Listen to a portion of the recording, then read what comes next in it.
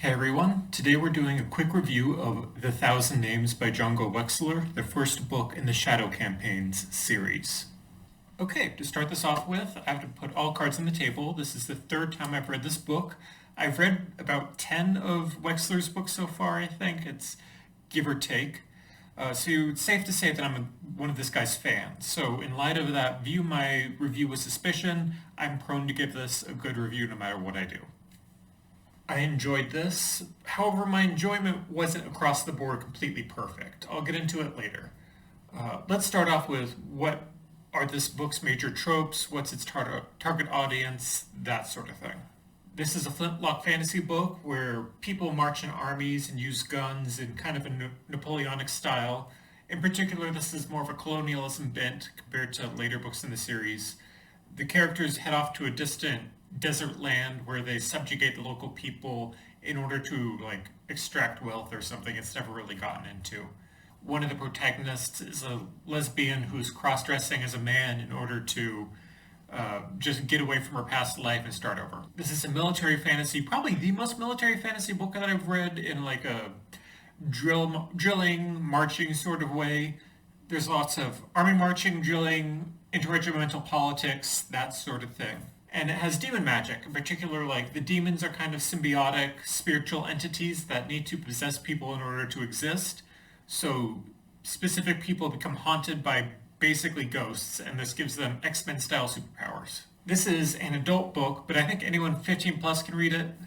The reason why it's not further younger is because there is assault in this as a thing that sort of happens off to the side. It's suggested that it's going on, but it's not really a big topic of the book. If I was to compare this to anything, I compare it to Brian McClellan's Promise of Blood series, or I compare it to the Sharp's Tiger series by Bernard Cornwell.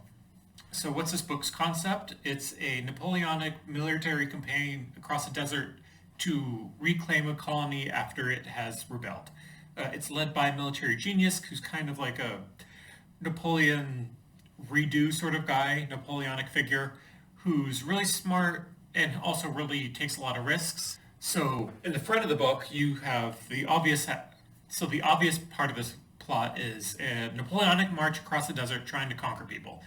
But in the background of the book, there's this whole demonic plot going on where the Napoleonic protagonist named Giannis is basically trying to claim ancient demon magic in order to do stuff. It's not really pointed out so far in this book.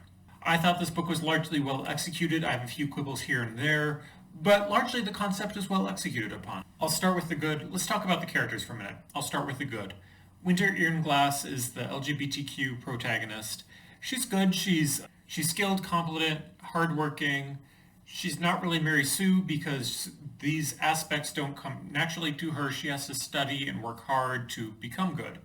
I liked her as a protagonist. I like Giannis. He is a Napoleonic-style military genius. However, he has flaws. He can project vast conspiracies, seeing events happening over the horizon with his massive intellect, but stuff happens underneath his nose and he nearly gets killed because he's blind to his own preconceptions of what's going on around him. That's good character work. And finally, if I'm going to give one aspect of criticism to this book, it's going to be the fact that this is a colonialism book, a book about a colonialism. They don't really interrogate the fact that these are people kind of going into ancient temples and stealing all the holy relics. We live in a world where that's not really allowable anymore.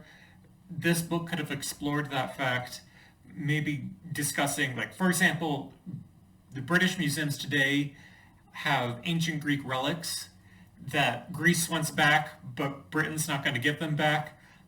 I would have liked that concept to have been discussed here. It really wasn't. There we go. Net total, I enjoyed this book. I would have liked to have some aspects of it be improved, but overall, this is the third time I've read it. I just like it. There you go. Hopefully I convinced you to try out the book if you're interested. Have a nice day.